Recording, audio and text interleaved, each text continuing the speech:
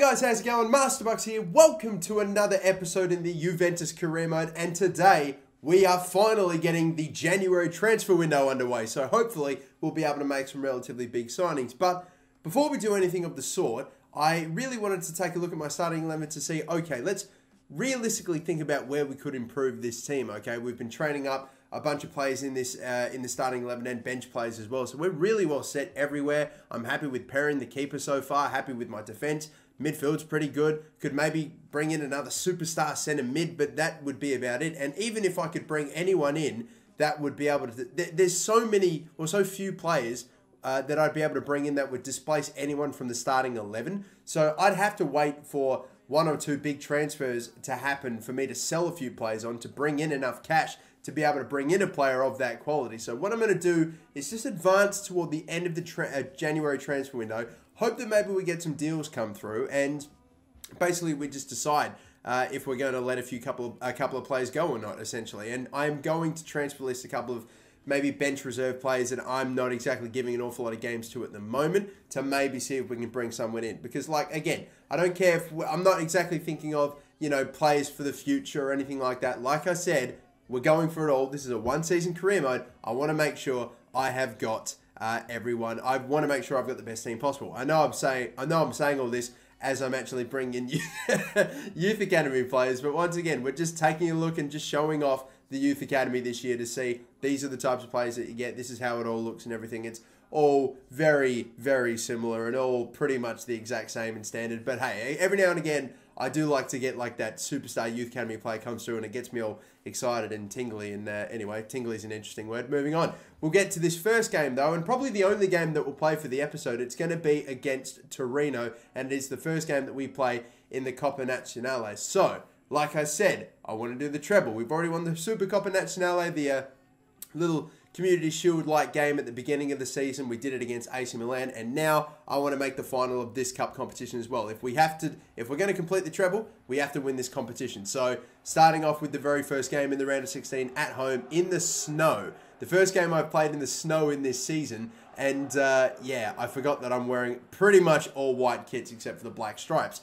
So, we'll see if we can hopefully manage, and hopefully it won't end up being a disaster. Thankfully, from a top view and the camera angle that I like to play with, it's not that bad. You will see maybe a couple of players blend in as they get a little closer to the touchline, but I'm sure we will manage. And if I lose, yep, that's my excuse. Sweet. As we slip in Salah, who gets a bit of space, and we look to put it back in. Shot saved. It might have almost come off of a defender, and then it fell back to another one of my players, but couldn't get enough power on it and couldn't beat the keeper before he recovered and was able to make the save. But good promising start. We take a shot there with Matuidi, and I thought it was actually a lot closer, but off of the reaction of the goalkeeper, I thought, okay, well, obviously this is going wide since he just let it go on through. But this actually on the replay was a hell of a lot closer than I thought it was, and the keeper just like acted like for all the money in the world he knew it would be going wide. But now Torino start coming on to counter-attack. This is actually a really good move, and thankfully the shot put wide, and Perrin maybe might have had it covered if it was on target, but it's not a bad counter-attack from Torino, so just got to be lively and be aware that this will happen every now and again. But what a move! We put up ourselves through the middle. We set Dybala up brilliantly for a tap-in. It was such a great passing move there, but could not find a way through. Maybe another chance here. Shot again, dragged wide once more.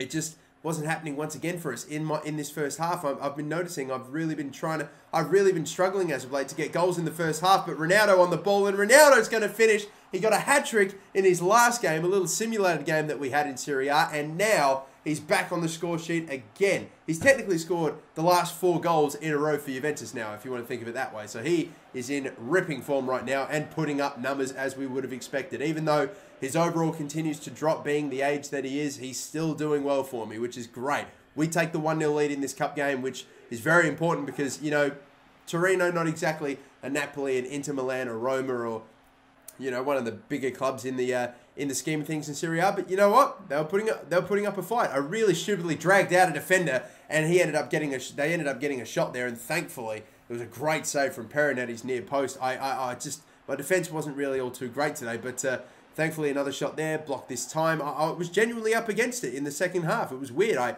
ended up making substitutions to make sure that we were keeping plays fresh and that we were really going to try to hang on as long as we could, and they were getting their chances. We whip it across, hoping to maybe make it's a 2-0 to somehow put it away. But thankfully, it looks like it's going to end up as a victory, and it will indeed. We, for the almost entirety of that second half, were up against it, and Torino were coming and had chances, came close, maybe no absolute clear-cut opportunities, but thankfully we held out and were able to get another 1-0 win. You'll notice I'm getting a lot of just 1-0 victories right now. It's whatever. I'll take whatever I can get, but we did get the win. Fiorentina went through, I believe Milan went through, and we're not completely done with the round 16 yet, so still a few teams left to play, but we are through to the quarterfinals. We'll see who we end up getting. The rest of the games in this month, I'm probably just going to get through nice and quick because, like I said, we're in January. We want to focus on transfers, so we're just going to continue to advance on forward, continue to simulate. We're still getting good. We're still getting wins, which is very good to see. And hopefully, we start getting some transfer offers in that's actually got me somewhat enticed for a player that maybe I might actually want to sell or a real big offer. But we'll hopefully be getting one coming through very, very soon, as I'm sure you'll know. Lazio, this time away against Juve. This is another relatively big game in the scheme of things,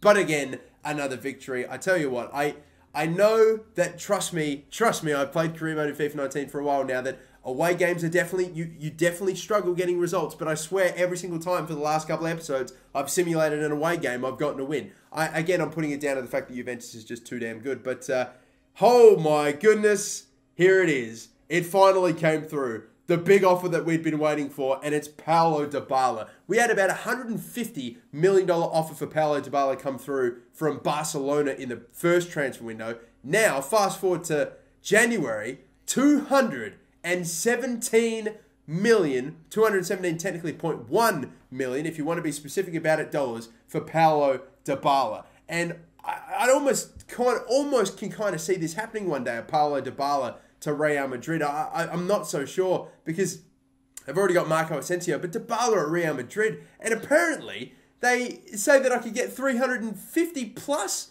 million for him. And you know what? Dybala is an amazing player, one of the highest potential players in the game. He's been great for me. I do not want to lose him, but if I could pull off one of the biggest, craziest transfers that I would have ever seen in any of my career modes, I've got to give it a go. I have to do it. And so, I am going to try to sell Paulo Dybala to Real Madrid, but only for the absolute maximum. I am telling you. So, we ended up sitting down with Lupitani. I think that's the manager's last name, man. Am I bad? Julian? We'll just call him Jules. Our mate Jules. He's coming in for a $217 million offer for Dybala. Now, what am I going to counter offer? My chief executive or my assistant manager, whatever, says I could get him for over 350. I'm going to counter offer not for that, but for 300 million. Can you imagine? Can you actually imagine? It's more than double his current value, so I doubt they'll go for it. Maybe like a little over 250. That was what I realistically thought I might be able to get for him. 217 would have still been insane, and I almost would have accepted that on any other day, but they weren't exactly willing to take it an awful lot higher, were they? 217 million and only a 3% sell-on clause. That's barely improving anything. And obviously, I don't give a shit about sell-on clause or anything like that because we're not going to be able to get any benefits from that. So I decided to re-counter offer. This time, drop it all the way down to a quarter. It's technically $250 million at this point. Wow. 250,000. So we've dropped our price down by 50 million. Real Madrid, come on. You've got to give us something. And I swear, if they come back at us with 217, then that's just a bit of a joke. But thankfully, they compromise a little bit and offer 224 million. Okay. Now, at this point, I'm thinking I'm absolutely going to take that, you know. 224 million. Think of all that we could do with that. I could probably play Bernardi at centre attack and midfield, or maybe even replace Dybala completely with another player and still have about 100 million left, but I still wanted to squeeze just a little more, just a couple mil out of them, maybe to help out with wage and final transfer. So all I do is ask for an extra 5-6 mil. In the grand scheme of things, compared to the 230 they would be giving us, it's nothing, right? Well, let's see what the reaction is. Are you kidding me? Julian walks out of the room over a slight increase, a percentage, like percentage-wise, it'd only be about like 2%.